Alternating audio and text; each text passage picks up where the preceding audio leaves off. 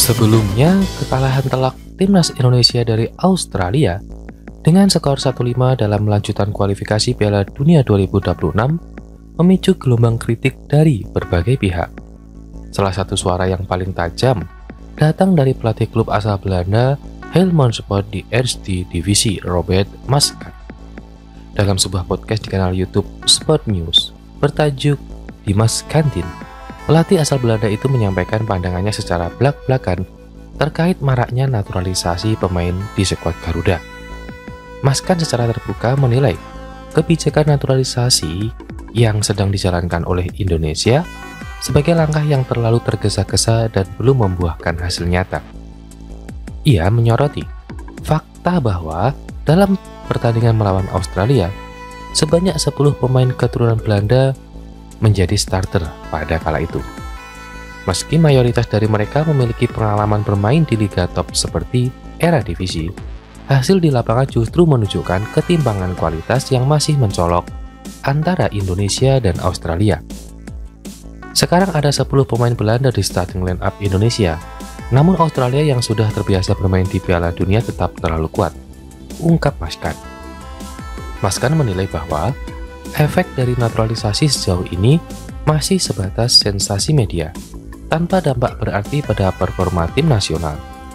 Ia menganggap strategi ini belum menunjukkan hasil signifikan dalam memperbaiki level permainan Indonesia di kancah internasional.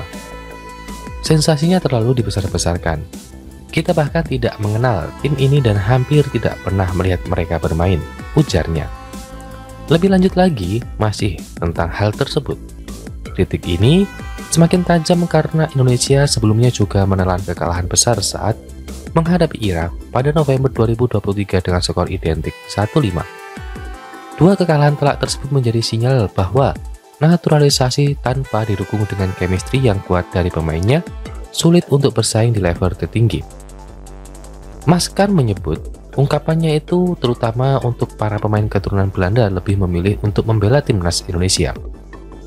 Mayoritas dari mereka melihat Indonesia sebagai satu-satunya jalan untuk tampil di level internasional karena peluang memperkuat timnas Belanda sangat kecil. Mari kita jujur saja, para pemain ini tidak akan memilih Indonesia jika mereka memiliki peluang bermain di tim nasional Belanda, tegasnya. Maskan mengakui bahwa beberapa pemain keturunan atau naturalisasi memang tampil cukup baik di Eredivisie, namun menurutnya level itu belum cukup mumpuni untuk bersaing di panggung internasional. Kenapa sampai bisa seperti itu?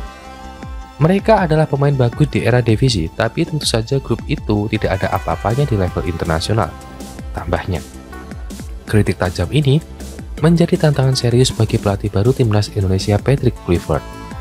Mantan striker timnas Belanda itu kini dituntut untuk menemukan formula ideal antara memanfaatkan pemain keturunan dan mengembangkan talenta lokal. Maskan mengingatkan bahwa proses membangun tim tangguh tidak bisa dilakukan secara instan. Dibutuhkan fondasi yang kuat dari level akar rumput agar Indonesia bisa bersaing secara berkelanjutan di panggung dunia. Hal itu tentu tidak akan berubah dalam semalam. Jika Anda memiliki pemain-pemain yang biasa-biasa saja di level internasional, Anda tidak boleh berharap untuk memiliki tim hebat dalam waktu semalam, katanya. Kekalahan dari Australia menjadi pelajaran berharga bahwa naturalisasi hanyalah satu bagian dari solusi. Tanpa pembinaan yang solid, mimpi Indonesia untuk tampil di Piala Dunia 2026 masih terasa jauh dari kenyataan.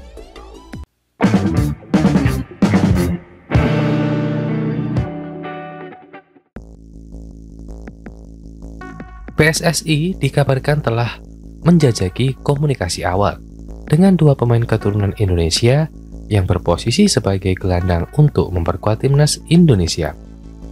Salah satu nama yang kini tengah jadi sorotan publik adalah Finn Jesper Dijk, pemain muda asal Belanda dengan nilai pasar tinggi dan rekam jejak karir di Eropa. Finn Dijk yang saat ini bermain sebagai gelandang bertahan untuk klub Belgia Sporting Beveren di Liga Pro Selangor sedang menjalani masa peminjaman dari klub Primeira Liga Portugal, Estoril Praia. Pemain kelahiran Den Haag 14 September 2004 ini memiliki darah Indonesia dari pihak ayah.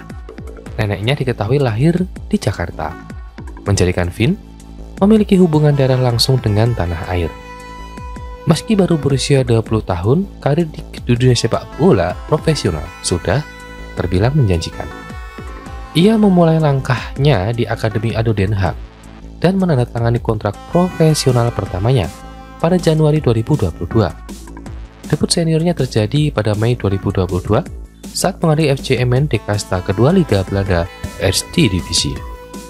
Tak lama setelah itu, pada Agustus 2002, ia dipinjamkan ke Estoril dan bermain untuk tim U23 di kompetisi Liga Revelegao. Performa meyakinkannya membuat Estoril mengontraknya secara permanen pada Januari 2023 hingga 2027. Musim panas 2024, ia kembali dipinjamkan ke klub Belgia SK Beveren. Sepanjang musim ini, Vin telah tampil dalam 15 laga dan mencatatkan 2 assist. Dengan tinggi badan 1,89 meter, tentu ia dikenal sebagai hal yang gelandang bertahan yang kuat dan dalam duel udara, serta memiliki kemampuan distribusi bola yang juga solid. Berdasarkan situs Transfermarkt, nilai pasar Dick kini mencapai sekitar 6,8 miliar rupiah, menandakan potensinya sebagai seorang pemain yang tentunya ahli di kancah sepak bola Eropa. Ia juga sempat mencicipi panggilan ke timnas Belanda U18 pada tahun 2022.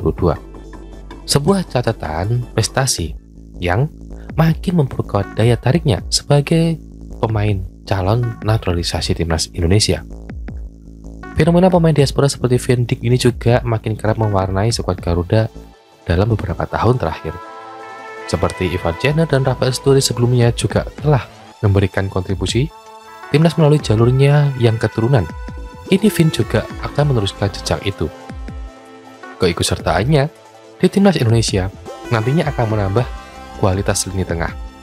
Dengan talenta, pengalaman Eropa dan darah Indonesia yang mengalir dalam dirinya, diharapkan tentunya amunisi penting bagi masa depan timnas Indonesia.